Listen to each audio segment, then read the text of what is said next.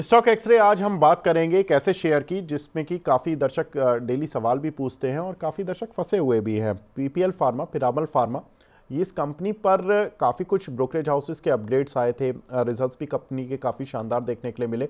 उसके बाद काउंटर चला भी। शेयर का प्रदर्शन देखें तो शेयर ने नवंबर में जब एफआई सेलिंग का एक पीक चल रहा था उस समय पर 307 रुपये 90 पैसे का अपना हाई लगाया। वहां से रिकॉर्ड स्तरों से शेयर अब कल तक तो 24% था, 25% नीचे आ चुका है। पिछले साल ये लेकिन जनवरी में यानी कि जनवरी 2024 में काउंटर 133 से 149 की रेंज पर चलता था। वहां से काउंटर डबल हो गया लगभग। आप देखिए कि 300 रुपये तक पहुंचा तो लगभग डबल हो गया। अभी 230 की रेंज पे है तो वहां से भी अभी 100 रुपये ऊपर है। और पिछले एक साल में अगर हम देखें तो दोगुना हो ही चुका है। लेकिन अब हाल फिलहाल में गिरावट क्यों आ रही है? जबकि ब्रोकरेज हाउसेस तो अभी भी अगर आप देखेंगे तो कितने सारे ब्रोकरेज हाउसेस की रिपोर्ट या तो बाय साइड पर है या होल्ड साइड पर है। लेकिन एक थोड़ा सा इसमें पेच है, वो ये है कि Q3 नतीजे जो हैं वो थोड़े से कमज़ोर देखने के लिए मिल सकते हैं। मोतीलाल ओसवाल की हम एक रिपोर्ट देख रहे थे, उसमें हमने देखा कि कंपनी की जो आय है वो तो थोड़ा ठीक रहेगी, 5.7% बढ़ सकती है, लेकिन कंपनी का जो प्रॉफिट है वो करीब 69% गिर सकता है अक्टूबर दिसंबर तिमाही में, पिछले साल की अक्टूबर दिसंबर तिमाही के कंपैरिजन में। अगर हम इसी अक्टूबर दिसंबर तिमाही का कंपैरिजन करें जुलाई सितंबर तिमाही से, जुलाई सितंबर ऑफ 2024 का कंपैरिजन अक्टूबर दिसंबर 2024 की तिमाही से कंपेयर करें तो हमें पता लगता है कि कंपनी की जो आय है यानी कि रेवेन्यू है उसमें 7.5% का डिप आ सकता है और प्रॉफिट करीब 52% डिक्लाइन हो सकता है on A Q on Q basis. अब ये प्रॉफिट क्यों गिरेगा?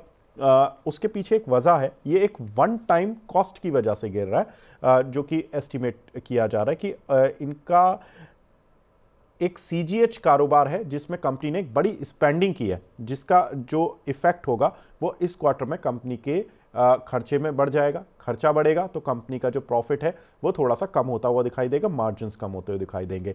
अब Q3 तो प्रेशर में रह सकता है, लेकिन उम्मीदें क्या है? Q4 से क्या उम्मीदें, आगे क्या उम्मीदें, अगले 1 साल 2 साल के लिए क्या उम्मीदें?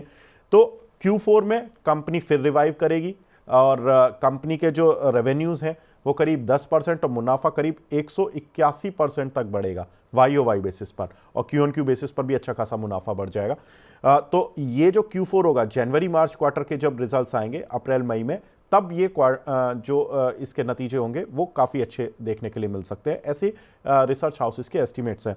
साथ ही अगर देखें तो FY26 और 27 में कंपनी की जो EPS है वो करीब 4.70 रुपये तो FY26 में रहेगी और 7 में यानी कि FY27 में यही EPS 7.1 हो जाएगी, और FY25 जो कि ये फाइनेंशियल ईयर चल रहा है इसमें EPS 2 रुपये रहने का अनुमान है।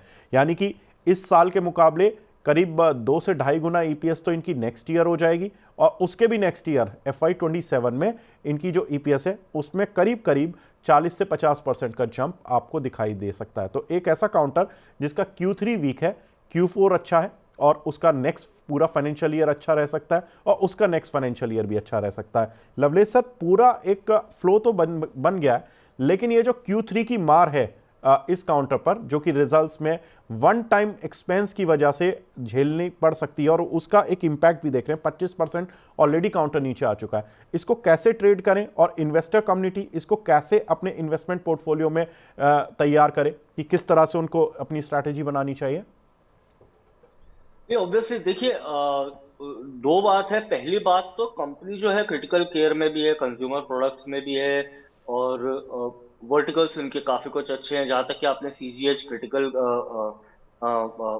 सीजीएच में जो इनका आप बोल रहे हैं कि सीएचजी में जो इनका एक कैपिटल एक्सपेंडिचर है, कॉम्प्लेक्स हॉस्पिटल जेनरिक्स बोलते हैं जिनको, उसमें है। तो कंपनी ने बेसिकली आइडेंटिफाई करा है उसका ग्रोथ प्लान, एंड वहां पर कंपनी ने इन्वेस्ट करा है, वो बहुत अच्छी बात होती है।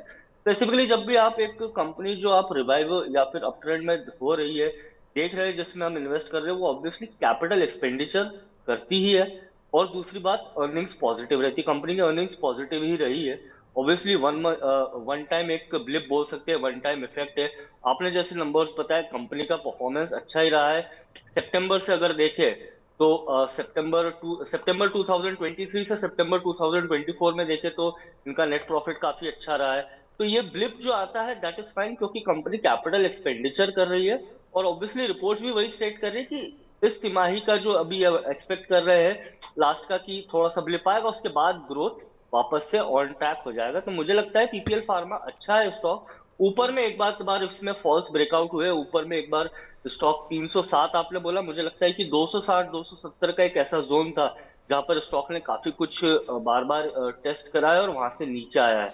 अगर किसी को इस स्टॉक में पोजीशन है तो बने रहिए। ट्रेंड इसका long term trend specifically last 6 से 8 महीने का मैं तो बना हुआ है ऊपर की तरफ। नीचे में अगर कोई स्ट्रॉन्ग सपोर्ट स्टॉक में है तो वो अराउंड 220 जोन का ही, और वो स्टॉक ने टेस्ट करा है। ये 220 का जोन ऐसा है जहां पर स्टॉक ने अच्छा खासा समय व्यतीत करा था और फिर ब्रेकआउट दिया था, वहां से 30% अपसाइड, 40% अपसाइड 307 की तरफ देखा था।